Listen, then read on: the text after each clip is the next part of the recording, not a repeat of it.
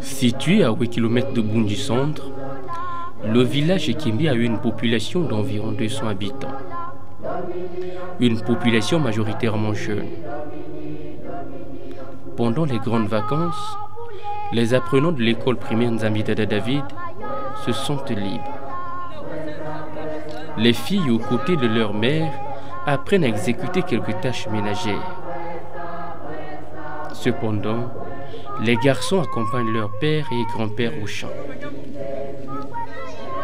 Pendant les jours de repos, ils organisent des rencontres sportives autour du ballon rond. Dans le passé, ces populations consommaient l'eau des pluies et elles étaient exposées aux maladies hydriques. Mais depuis l'installation des forages dans le cadre du projet du gouvernement Eau pour tous, la qualité de l'eau s'est améliorée. Toutes les opérations qui consistent à ramollir les tubercules de manioc ou à extraire l'amidon se passent désormais au village. Devant ou derrière les habitations, l'on aperçoit des étalages sur lesquels sont exposés au soleil des portions de tubercules molles pour en faire la farine de manioc.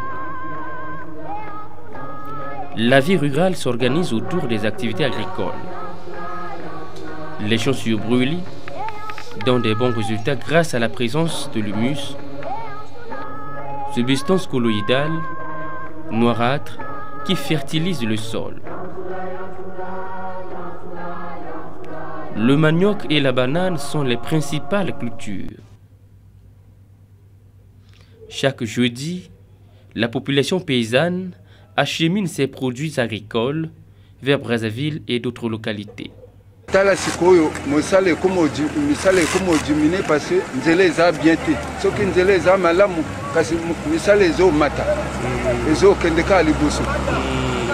La route Bundji-Evo, longue de 72 km, bitumée en partie, ne facilite pas la circulation des véhicules. Le tronçon restant de 25 km entre le village Tsungo et Saint-Benoît-Bundji est un véritable bourbier. Souvent, en période de grande pluie, les véhicules qui passent par là sont bourbes. Par solidarité, les jeunes du village ne restent indifférents. Ils n'hésitent pas de traîner leurs pieds dans la boue pour secourir l'automobiliste.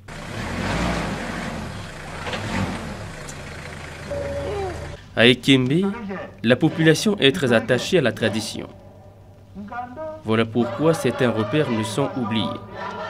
Par exemple au Kinda, une sorte de pêche aux anguilles à l'aide d'une sagaie. Elle se pratique pendant la saison sèche.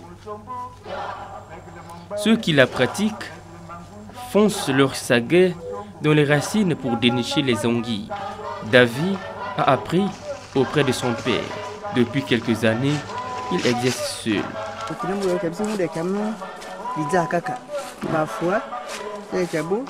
Parfois les loups font pays, parfois les loups baba.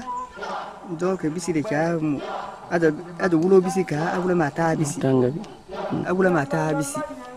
Bada ba kama atia les dalé bien atia mam manjinya. Donc bisi ba les kama atia mam ma faire mi bindi. Sinaya et de bobala sa sombingeka. Ou de bobala mi voaka. Donc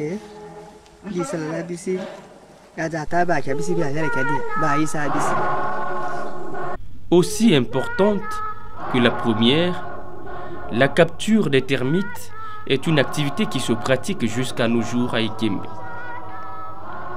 Pour Chevesten et Armel, cette capture reste une occupation périodique qu'il faut perpétuer de génération en génération.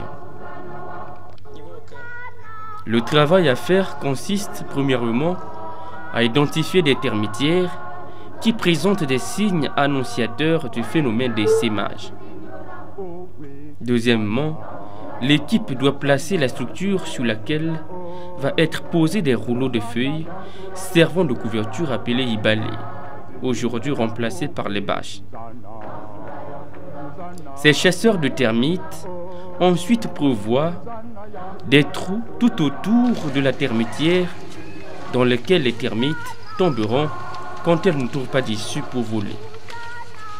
Ce travail se fait à la veille. Le lendemain, aux environs de 3 ou à 4 heures du matin, par l'effet d'une chaleur étouffante, les termites zélés quittent leur nid pour un vol nuptial. Dans plusieurs termitières, ce phénomène se produit également. Ce qui explique la présence des essaims dans le village. Les termites commencent généralement à essaimer dans les premiers jours du début de la grande saison des pluies, en septembre, lorsque le temps est chaud. La vente des termites dépend de la quantité trouvée, sinon elle est souvent destinée à la commercialisation locale.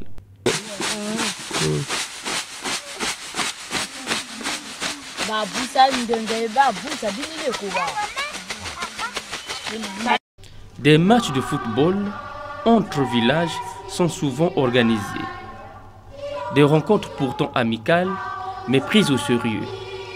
Parfois la défaite d'un camp ou de l'autre est difficilement acceptée.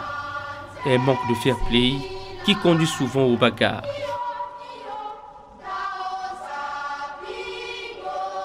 Ici, on consomme plus la boisson locale, le mouling ou le ngoloma. Autour du pot, les vieux racontent tout sauf rien. Les jeunes, un peu attentifs, tirent des enseignements. Victor Alongolema, à l'époque l'un des grands cultivateurs de café cacao du district de Bundi, aime raconter ses parties de chasse. Aujourd'hui, dit-il, avec regret, les temps ne sont plus les mêmes et le travail de la terre devrait être beaucoup valorisé.